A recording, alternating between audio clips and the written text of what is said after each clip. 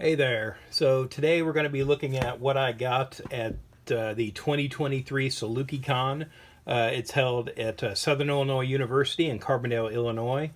I've been to the first few. I haven't been there for a couple years now, so I went down this weekend, and I'm going to be taking a look at what I got today. So starting off, this is a book I already had, but Berserker #1 and Matt Kent, the writer, was there, so I was able to have him sign it. So I got his signature here, and then he was nice enough. He did a couple little more arrows here on the cover, so I thought that was kind of a neat thing he did. Nice touch. I also got this Detective Comics Harley Quinn signed by him that he wrote. This is a book I already had, but again, this is Big Buddy Monster #1. This is a book I actually worked on. I contributed a pinup to this, and it occurred to me that, hey, a bunch of the other guys who worked on this one were at the convention. So, as you can see, I had cover artist Brad Moore here sign it, and a couple of the other guys who contributed pinups and things to it signed it for me.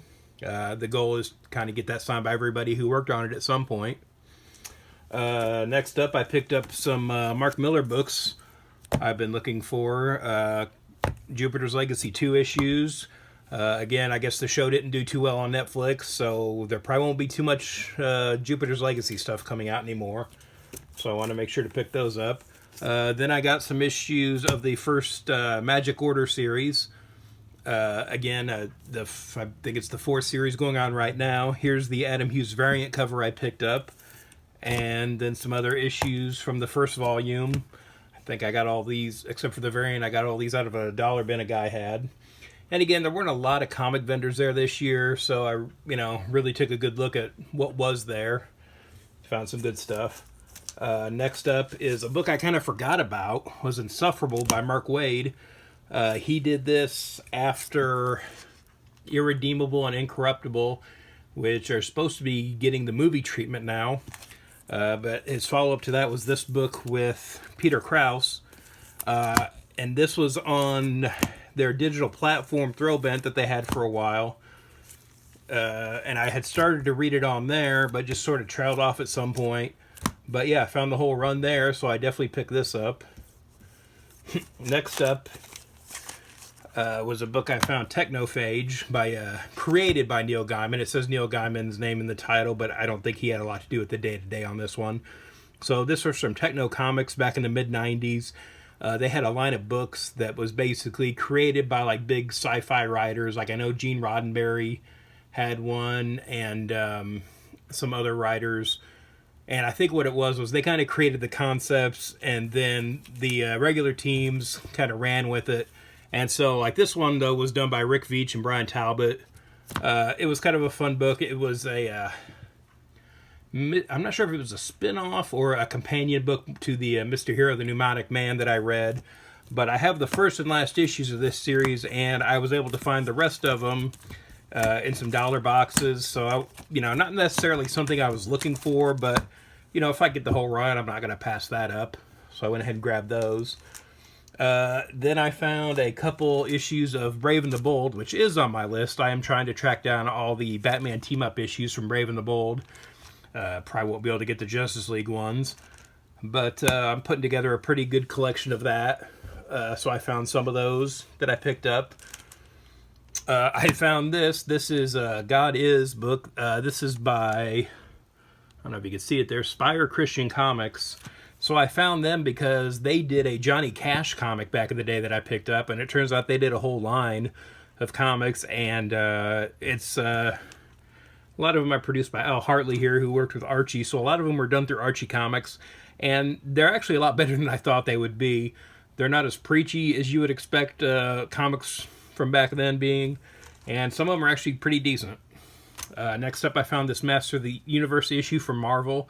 The pain with this was, it wasn't on my list as far as what I needed or what I had. Apparently, this one just kind of fell through the cracks, but I was pretty sure I didn't have it, so I picked it up. Turns out I don't, so I've got it now. Don't have to worry about it.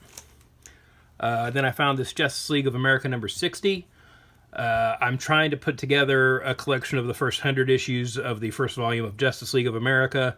Probably won't ever be able to get all of them. I probably won't be able to afford them all, but, you know, I'm getting what I can. And this looks like a really cool cover. It's got a Batgirl appearance in it, so I picked that one up. Then I got some World's Finest issues. Again, World's Finest, another run I'm trying to put together. Probably will never have the early issues, but got these. Again, this is a cover that you kind of see online is just sort of like crazy covers from the Silver Age and that kind of thing. So I wanted to get that one. Then I found this other one where Batman's imprisoned. Batman and Superman are imprisoned.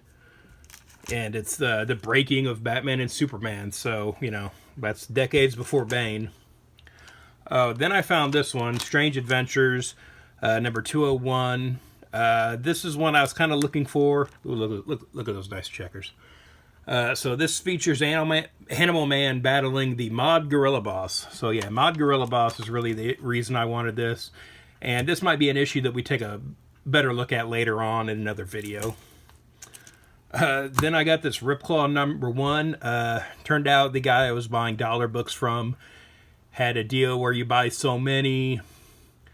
And I was like, you know, it's a little cheaper. I think I was like 1 issue short, so he told me to grab 1 issue, and I was like, well, the spirit of the 90s is alive right here, so I picked up Ripclaw number 1. Let's get some of these out of the way here. So I picked up this Amazing Spider-Man 392. Again, not something I'm necessarily looking for. I don't have this on my list, but I'm always down for a good Mark Bagley Spider-Man issue that I haven't read, and you know, that's kind of why I get the Spider-Man title they're doing right now with him and Dan Slott. But I picked this up because I've also got the OG here that it's based on. So I wanted to get it for that. And what's that? Yes, that is a Stan Lee signature on the original. Thanks for asking. I also picked up this Batman mystery box. It says it can include cards, rare cards, buttons, toys, stickers, prints, keychains, comics, enamel pins, and more. I haven't opened this yet. I think this will be another video that I do, and we can both take a look at this and see what's in here.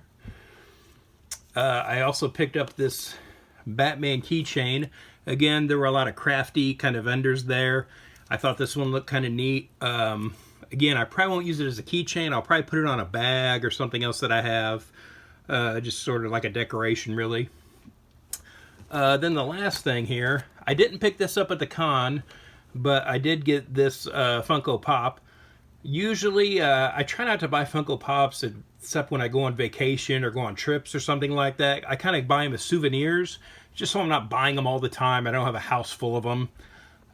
So I went ahead and picked this one up while I was out of town on the trip. It's Luke Skywalker and Grogu. It got a little dinged up on the way home, but that's okay. I don't keep these in the box or anything like that. But I got this because The Mandalorian just sort of wrapped up its 3rd season, and I thought now would be a good time to get that. So let's see. Yeah, that's everything I picked up this weekend at the Saluki Con. Were you able to go there? It's a smaller show, but it's fun to go to. You can definitely get through it in a day. I know a lot of people that attend. You guys from the old comic shop I used to work at and friends go to and stuff like that. So it's always a good time. And again, it's not crazy packed like a lot of cons are now. But, yeah, so it's, you know, and again, I didn't get anything crazy, but, you know, still got a lot of stuff here for a really good price. Nothing I'm going to retire on, but, you know, a lot of fun. There are professionals there. It's a good time. Again, I am on Instagram and Twitter at Detective651. And if you want to check out my TeePublic site, it's tpublic.com/user/Detective651. Thanks for watching.